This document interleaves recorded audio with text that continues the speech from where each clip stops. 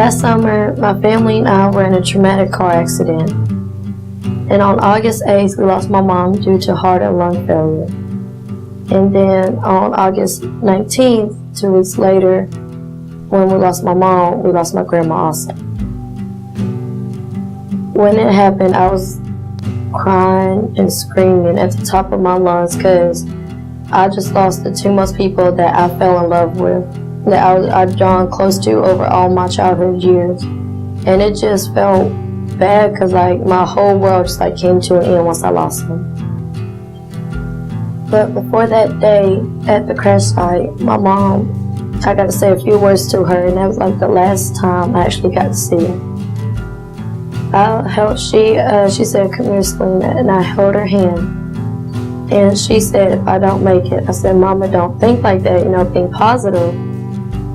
And she said, "I know, but I'm just saying, if I don't make it, just know when it's your time to come, that I'll be waiting on the other side of the light for you."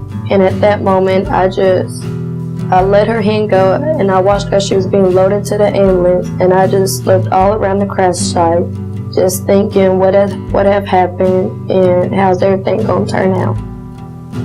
And then on the way to the hospital, I was just thinking back over what my mom said repeatedly in my head, thinking, am I gonna lose her, am I not?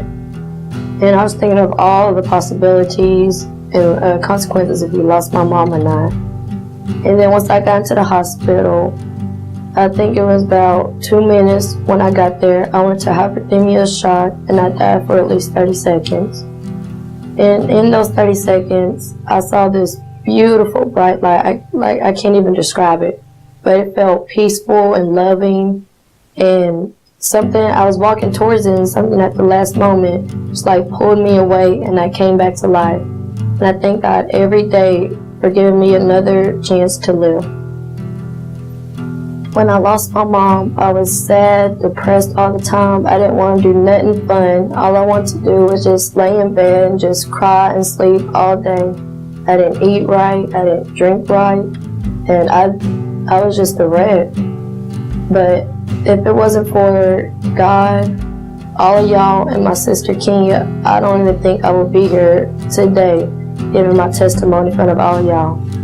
It's hard to lose your mom. Like, all I gotta say is like, love your mom as long as you can.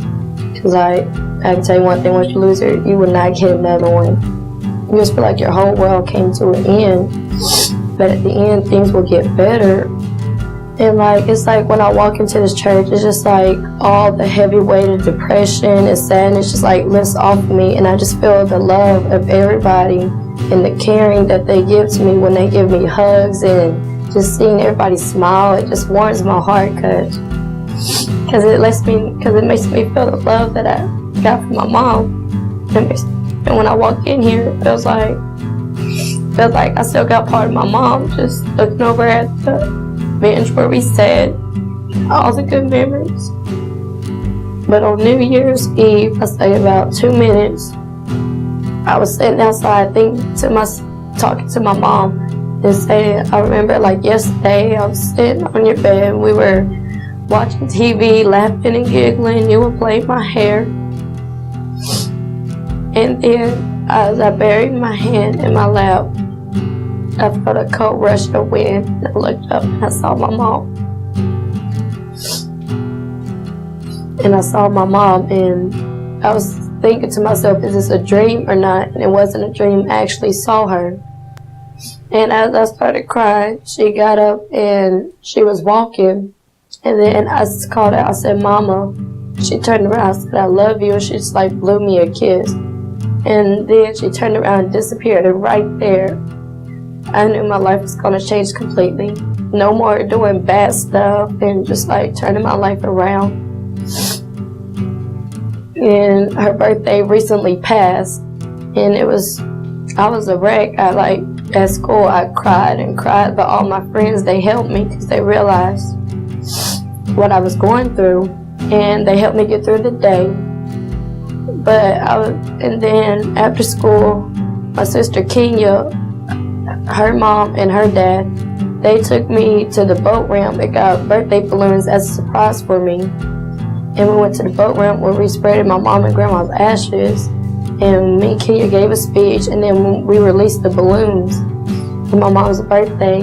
And part of my speech was, I was just telling her how I remember it, just like, today is supposed to be a good day, I was supposed to run in the house, grab the birthday cake, throw my stuff on the floor, run into your room. Me and Aaron would do our little happy dance and sing happy birthday, and then you would laugh, and then after that I would give you a big old hug, tell you how much I love you. After that night, I saw my mom. It felt like I was a whole new Selena.